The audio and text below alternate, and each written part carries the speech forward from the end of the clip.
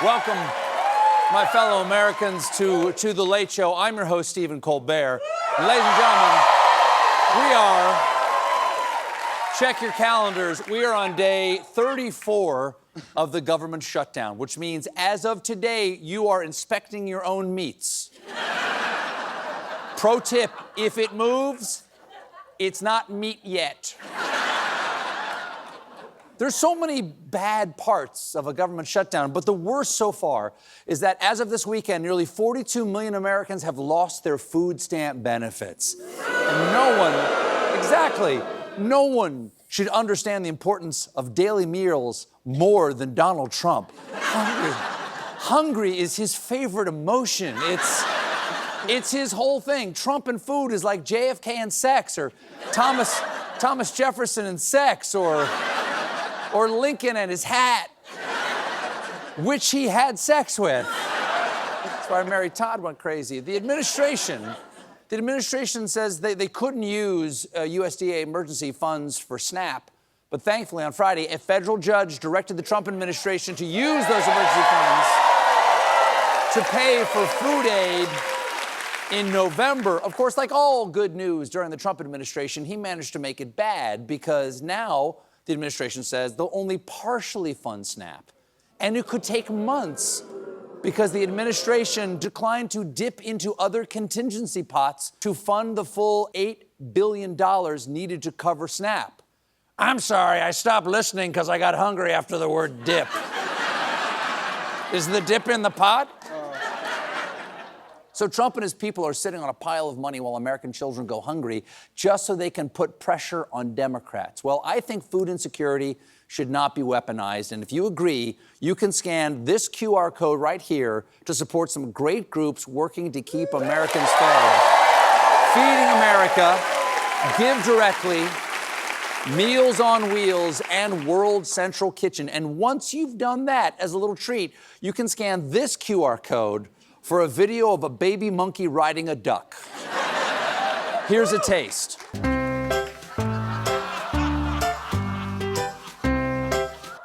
That's food for the soul. Of course, with tens of millions of Americans facing hunger this weekend, the president showed sensitive leadership and hosted a great Gatsby Halloween party hours before SNAP funding lapsed. Well, you know, I keep thinking Donald Trump is incapable of shocking me, and then he does something outrageous, like implying that he's read a book. This great Gatsby party was just as dumb as you'd expect. Judge Janine went as a flapper, and Donald Trump went as, I think, Tan Mom? Trump didn't seem too concerned about optics, which is why the sit-down meal featured leggy dames doing some titillating feather swishing. Yes, all the glitz and glamour of a strip club at lunchtime. But the performers weren't dancing the whole time. Sometimes they were wriggling for his amusement in giant martini glasses. Mr. President, come on, there's a shutdown. Read the room. There are people in this country sending their children to bed without a bite to eat or a woman to drink. Now, it wouldn't be a spooky Halloween without the appearance of Rudy Giuliani. He celebrated the holiday with this costumed podcast. Is that land? Christopher Columbus, are you spotting land? Happy Halloween. Here I am. Taking over America's Mayor Live. I'm Christopher Columbus. That's supposed to be Christopher Columbus? Because you look like if Nosferatu got queer-eyed. You look like Wishbone. You look like...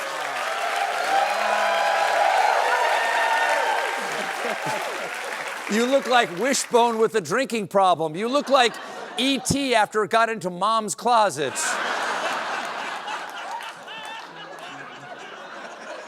It's kind of nice. That's kind of nice. Last night, Trump did an interview with 60 Minutes for the first time in 5 years. It was a surprisingly reasonable interview to give a completely unreasonable man. And only a couple of things leapt out to me. One is, you know how Donald Trump keeps complaining about Joe Biden's pardons?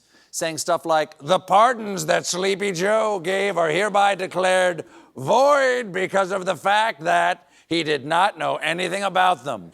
Well, Norah O'Donnell asked Trump about a recent pardon of a crypto billionaire, Chongpeng Zhao, who goes by CZ, rhymes with sleazy, and Norah pressed him on that. I do want to ask you about crypto's richest man, a billionaire known as CZ. He pled guilty in 2023 to violating anti-money laundering laws. Right. The government at the time said that CZ had caused significant harm to U.S. national security, essentially by allowing terrorist groups like Hamas to move millions of dollars around. Why did you pardon him? Okay, are you ready? I don't know who he is.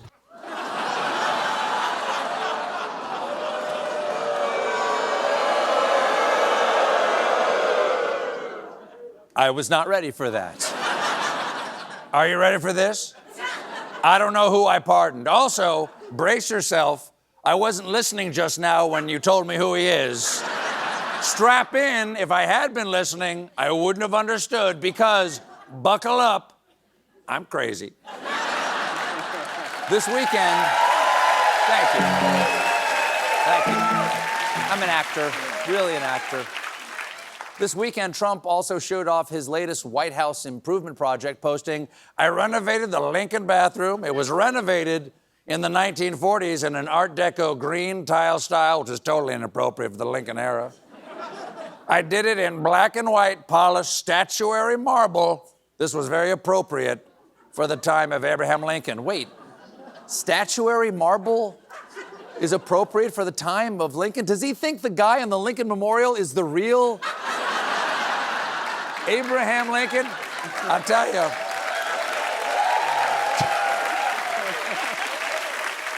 Poor Abe Lincoln. He's been stuck out there on his marble porta potty for 100 years. Okay, we've delayed it long enough. Let's check out Trump's remodeling of the bathroom. Here's the old one, and here's the one that Trump says is appropriate to Lincoln's era. Makes perfect sense. No, it makes perfect sense because during the Civil War, Lincoln often stayed overnight at the Gettysburg Caesar's Palace. And this new one's got everything a bathroom needs. A glittering over-the-toilet chandelier, MC Escher-style floor-to-wall walnut floor, and of course, golden bathroom fixtures because Trump is into, well, he said it best. Golden showers, as they say they call them. In the world of tech, there you go. There you go. I agree. Everybody shake hands on that one. Let's see, from the world of tech, if you're looking for some help around the house, a company called X1 recently announced a new robot named Neo that does chores around the house, including loading your laundry. Nice try, robot, but humans know the correct way to do laundry is to put a load in the washer, then forget about it for 24 hours until it gets the stank. And oh, the help doesn't stop there. In the promo, this thing's doing everything for this guy. Doing storage, trash, his wife. Neo, I don't know. We're all adults. Neo costs a cool $20,000, but it's totally worth it, y'all, is something you'd say if it was. Because the Wall Street Journal got to test drive Neo, and things did not go the best. Like when they told Neo to crack a nut. Crush it. It's a walnut.